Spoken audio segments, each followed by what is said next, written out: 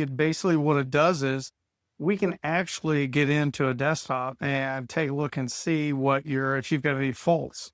I mean, like you've got a bad relay, you got a compressor acting up, a gas valve acting up, whatever. It'll record the faults on there. So, for example, if the customer calls up and says, "Hey, I've woke up the last few mornings and my house isn't as warm as it should be. It takes a while to get up there, but eventually does. But later on in the day, it seems to be working fine." What we can do is we can actually, instead of going out to the actual location, we can actually get on the computer, call up our website, the website to it, and then we can look and see what its fault codes